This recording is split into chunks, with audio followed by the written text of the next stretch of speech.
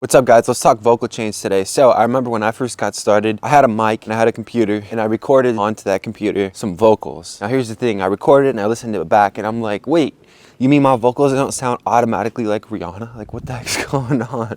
Well, it turns out, basically, I didn't understand the whole concept of mixing your music. Lo and behold, I would spend the next decade basically trying to figure out this thing called mixing. Little did I know, I had no idea what rabbit hole I was going down. So I just wanted to talk to you today about my vocal chain personally, what I would recommend. And there's quite a few different things that you could say that would work, because a lot of stuff works now. And I just kind of want to talk about the process. I'll even go into a little bit about what my actual vocal chain is when it comes to the hardware and the plugins. What I'm recording on now is I'm recording on a Bay 1073, which is a Neve 1073. It's like an emulation of one of the old preamps. And amazing preamp for microphone. So it's a single channel, so it just goes in directly in mono. Right now I'm recording with the Slate ML1 microphone going into my Bay 1073, and then that's going into two emulations. So they're Clark Technics, but they're emulations of the 1176 and the 2A. So I'm going in from there to there, and basically I'm about, the attack on the 1176 is about 3, the release is 7. I try to go for about -3 to -7 gain reduction. And then going into the 2A, I'm trying to go for a little bit less than that. So I'm trying to go, I would say, between 3 and 5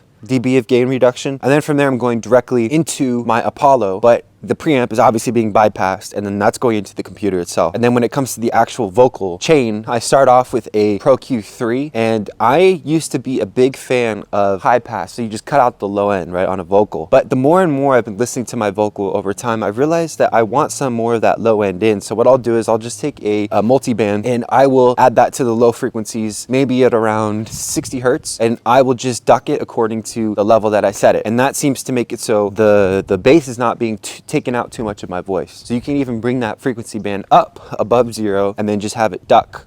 So basically it's a multi-band compression, but I'm using the EQ in order to do that. So I'll start off with that. I boost a little bit of 2K, and then I'm going into RVox, which is the legendary compressor for vocals. Probably my favorite. I'd probably go, I don't know, probably -3 to -4 dB of gain reduction. So the thing with compressors is this. I remember when I first started out, I used to think like, I'm gonna do all the work with one compressor. But then I was reading an article from 40 Drake's engineer, and he was talking about how when he mixed headlines, he had a bunch of different compressors going from one to the next, but they were only doing a little bit of work each compressor. So ever since that time, I've been thinking about how can I implement that strategy, and what I've realized is you can create a very beefy vocal by doing that, except here's the thing, you're not going to get that heavily compressed sound.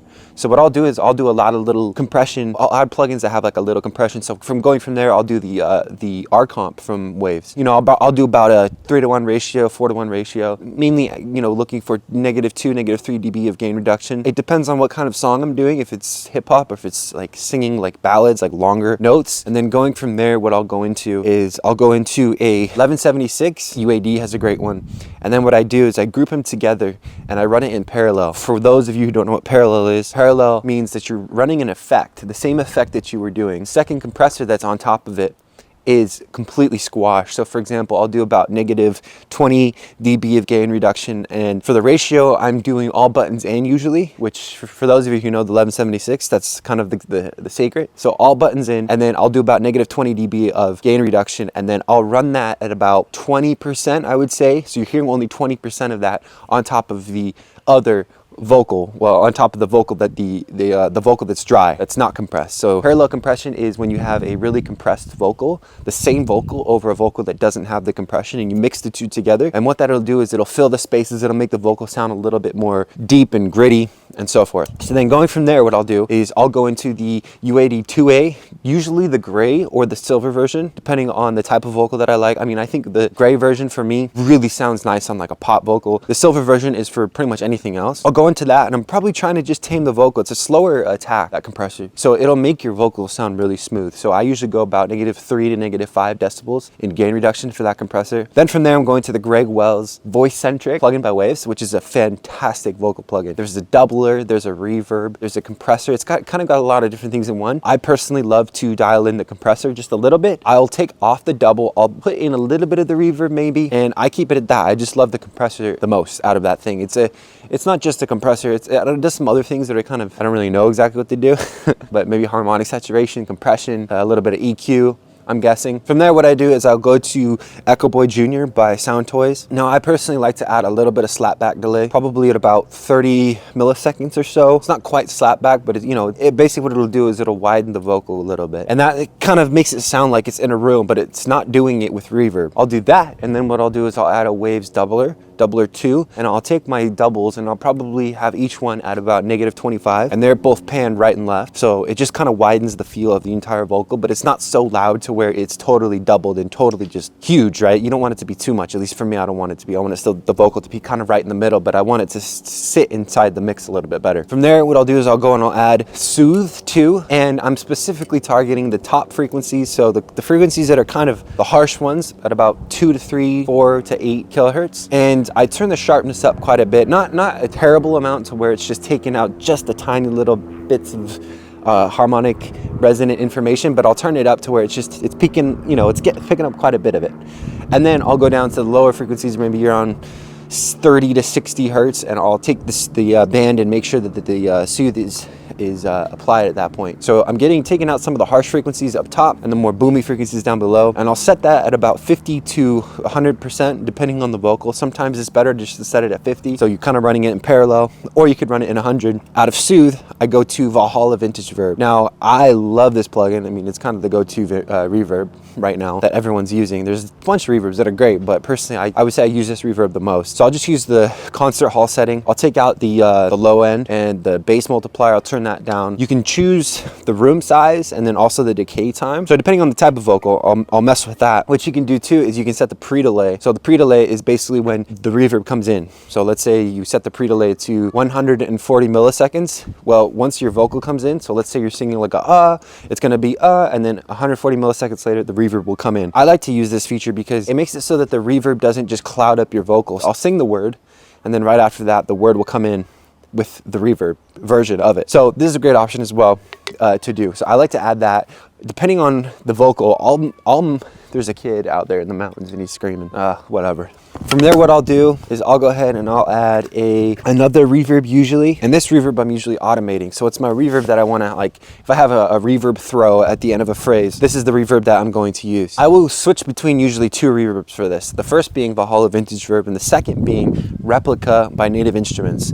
Now this is for the huge lasting reverb. So it's just the decay is massive. It's kind of brighter on the top end. I know it's a delay plugin technically, but you can make it into a reverb, and I make it into a reverb and it sounds fantastic. And then of course you can use the Valhalla Vintage Verb, which is, I mean, it's great. So I'll just automate that. If I want to throw it up, I'll automate the mix and it'll just go big. You can also do something like Josh Goodwin does, which he actually takes a version of the vocal on a new channel, puts the reverb on that actual channel, and that entire thing is, the mix is at 100%. So just depends on what you want to do. That's the basic vocal chain that I have. What I would suggest to do is to find a vocal preset chain. So maybe spend some time, dial in a chain that you like for your voice, save it, and then when you have a song, you can then just automatically import that vocal chain into the session, and you don't have to go through and dial in all the settings each time. Now, I would say that's about 70 to 80% done, usually. So I have a vocal chain that I've kind of refined year after year after year, and it changes depending on the equipment that I have. But the one that I have for 2024, what I'll do is I'll automatically, I have a template with my vocal chain already in it. So when I'm ready to record a song, or I have an artist in the studio and they're gonna record a song, that vocal chain is already up. And then what I'll do is from there, after I record like the initial idea or even just the actual vocal itself, I'll go in and dial in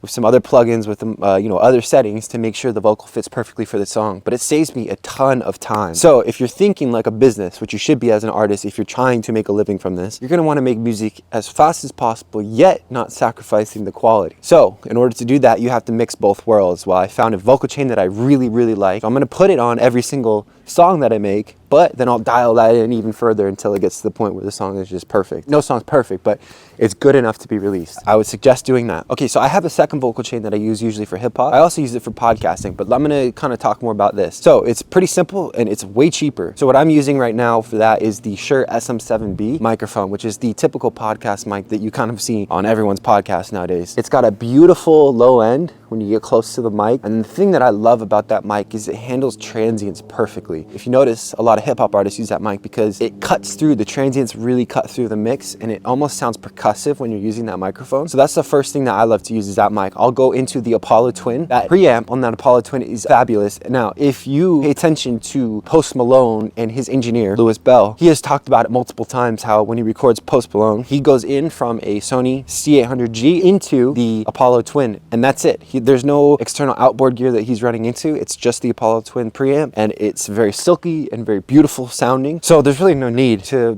go out and get a fancy piece of outboard gear that you're going to be using for like a preamp like I have, like the 1073. There's just, you don't really need it. Now I enjoy it because it makes my job in the mixing so much easier because the vocal is already kind of where I want it to be as far as the presence and the harmonic qualities that the preamp gives it. But you can start off cheap. You could even just go with the Focusrite, a Focusrite Solo, which is going to cost you maybe $100 to $200 depending on where you get it. The SM7B is about $399, and so it's not that expensive. So you're running at about maybe $500, $600 for a vocal chain that's going to be good enough to put out music. And you just obviously you need a computer to record your vocals too, and then a DAW, which is a digital audio workstation, which is basically software to record music to, or to create music to, and then you're good to go basically from there. So I just wanted to run through my vocal chain with you guys today. I hope it helped. There's a lot of options out there. There's tons of different microphones. Honestly, you could even use your iPhone to record music, and the iPhone mic is surprisingly really good. I'm going to actually do this soon. I want to try it as an experiment. I'm going to record a full song just using the iPhone mic, and then I'm going to mix it, and I'm going to see if anybody notices the difference, because I've kind of done that already a little bit here and there. I haven't put out anything, and it's surprisingly good. So there should be no excuse. Just use what you have until what you have gets you to the point where you can buy the next thing that you might need. Moral of the story is get a vocal chain, save it to a template,